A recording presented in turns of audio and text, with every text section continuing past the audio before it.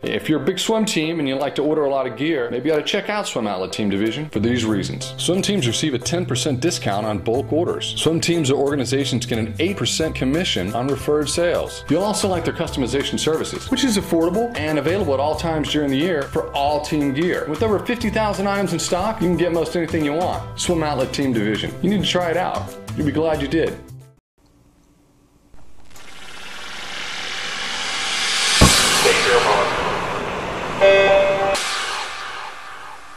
This is the Morning Swim Show for Tuesday, December 4th, 2012. I'm your host, Jeff Cummings. Chris Hindmarch-Watson was the meet announcer at the 2012 USA Swimming Winter Nationals in Austin, Texas this past weekend, getting the crowd excited about all the fast swimming going on there. He's been working with USA Swimming since 2006, and in this interview I did with him in Austin, he talked about how he got his start as a PA announcer in Canada and his evolution into working at some of the biggest meets in the world. So Chris is the PA announcer here at the 2012 USA Swimming Winter Nationals. Chris, you've been doing this for USA Swimming for about 6 years. Tell us how you, first of all, got started with announcing and then how you got involved with USA Swimming. I started announcing in 2000, actually, back in Canada. There was a local meet, the Mel Zajac International Meet in Vancouver, that's held every year, and they needed someone for one day. Chris Wilson, who I worked with for many years after that, couldn't make it, and so they were phoning around, and I was working at the provincial office at the time, and they decided that I was doing it and didn't have a choice. So I started doing that there, and then after I did Pan Pacs in 2006 in Victoria, USA Swimming started hiring me for their meet. So in the December US Open that year at Purdue was the first meet I did with USA Swimming. So it's kind of interesting. You're Canadian, and now you've got a big presence here in the United States. How does it feel to kind of be, I guess, maybe more known in the United States than Canada? Yeah, I mean, I wouldn't say I have a big presence. I mean, I really like working with the USA Swimming team and with all the athletes and coaches down here, and it's really fun to come down, obviously, and do their Grand Prix meets and do their meets. And I have a really good time doing the competitions. I'm actually starting, as you said, to do more meets down in the US than I am in Canada, and that's just because there are more of the larger format meets, the bigger sort of show meets that have part of the budget, I guess, to bring us in with travel expenses and whatnot. But it's just a lot of fun, and I mean, how can it not be fun and exciting when you're calling races with Ryan Lochte, Michael Phelps over the last few years, Missy Franklin going forward? It's pretty exciting. Now, I'm sure your first meet, you weren't the best. You probably had a few mistakes. What have you learned over these, I guess, 12 years about what makes you a good announcer? Well, I don't really know an answer to that. I don't really know if there's one single thing that can make you a good announcer. I've been very fortunate to work with some great people, such as Chris Wilson down here in the U.S. the last number of years, working with Sam Kendricks and Michael Porapat. And we work together, we feed off each other, and you pick up a little bit from each other on what they do and how you do things. And I've always found that there's different formats to announcing meets as well. There's a different format for, let's say, what you want to do in the U.S. as opposed to what you want to do at a meet in Japan, or what you want to do at a meet for FINA, and et cetera, et cetera. So there's just different things you sort of pick up on, I guess, as you go through and get to know. And one of the biggest things, obviously, is pronunciations, and making sure that you try and remember when someone gives you a pronunciation for a name. 3 years later, when they're back in the pool, trying to remember them as well from that correction you got a couple years before. Well, I'm sure probably when you were at the FINA World Championships last year in Shanghai, I mean, you had a whole world of names to try to deal with. I mean, is this something you practice like a week before to make sure you get everybody right? I mean, I guess there are probably some names you probably never really thought you'd have to announce. I mean, I'm sure you messed up, but tell us what the preparation was like to make sure you can get all those names right. Yeah, I mean, because of my full-time job, I work for the Canadian Swimming Coaches Association, so I'm involved in swimming. So I watch results, I see what's going on in the world of swimming, and so I have a familiarity with a number of the athletes that are obviously going to be at the Worlds or at the World Short Course.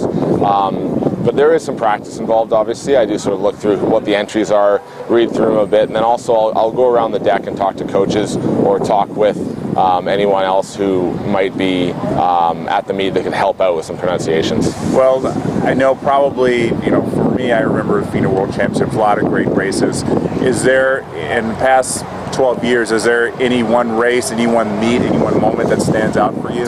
There's a number of them. I mean, anytime you get to call a world record is pretty special because, you know, obviously Ryan Lotte's world record in Shanghai was the first long course one that had been broken since everything went down with the suits and everything else. But my first world record that I called, I was actually pretty excited about. It was a good friend of mine, Brian John's 2003 CIS Championships in Victoria, and he broke the world record for the 400 IM. And just the excitement of that meet, because it was a Canadian university meet, everyone, you know, knew that something might happen, and the electricity in the building was quite something.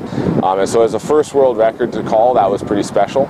But obviously going forward, working at the U.S. Olympic Trials in 2008, where there were just multiple world records, it's just an honor every time to be able to call those races, obviously. Yeah. Now, when you were at Olympic Trials, you mentioned Mike and Sam, you worked with them. Yeah. How did the three of you work together to make sure, you know, you're not talking over each other, that you kind of know what each other is going to do? I would imagine by now you guys have a system going. Yeah, I mean, we've been fortunate, as I said earlier, to work together at a number of meets now, and you know, Dean with USA Swimming has brought us in as sort of their announcer team, and the first couple times, you know, just sort of took some getting used to and getting to know when someone was done. One of the biggest things is just waiting to see when their finger comes off that live mic button, so you know they're done, and then you can jump in.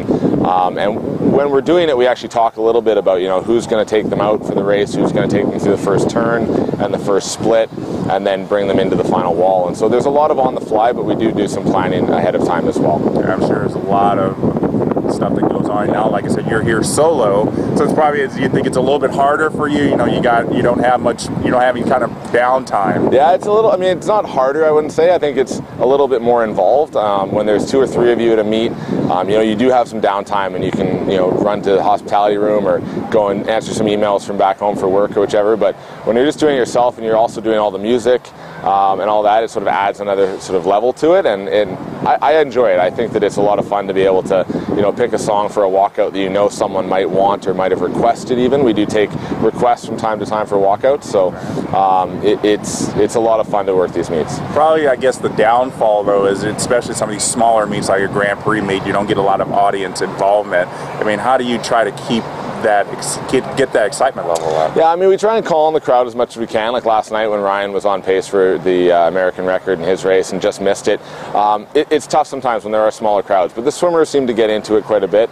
And you know, you can't really just feed off just the crowd. You've got to be doing it as well for the athletes in the water, because time and time again we're told by all the athletes that they can hear what we're saying, they can hear us getting the crowd involved, and so it's really important, I think, to help them, I guess, when they're in the water, to know where they're at in their race. It's very interesting. I think maybe when I was swimming and there were big races involved, I guess I tune it all out so I don't hear it, but it makes sense that, you know, especially sometimes, you know, in Omaha, you know, the arena is so big that it's so loud that, you know, anything can help from you guys. Well, and that was the thing. I mean, you mentioned Shanghai and then Omaha. And I mean, Shanghai, there were, I think, 14,000 or 15,000 people, and then you go to Omaha, and it's the same number of people, but it's for the U.S. Olympic Trials, and it's all for the one country to pick their team, and it's just an amazing atmosphere with all the pyro and the lighting and everything else, and it's pretty special to be a part of. Yeah, and probably gets you a little more excited. Yeah.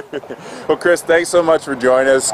We're glad to see you at all these meets, and we'll be looking forward to seeing you down the road. Great. Well, thanks very much for having me. Appreciate it. My pleasure. Thanks. Our thanks to Chris, and our thanks to you for joining us for today's morning swim show. Be sure to follow us on swimmingworld.com, on Facebook, and on Twitter for the latest swimming news. I'm Jeff Cummings. We'll see you next time.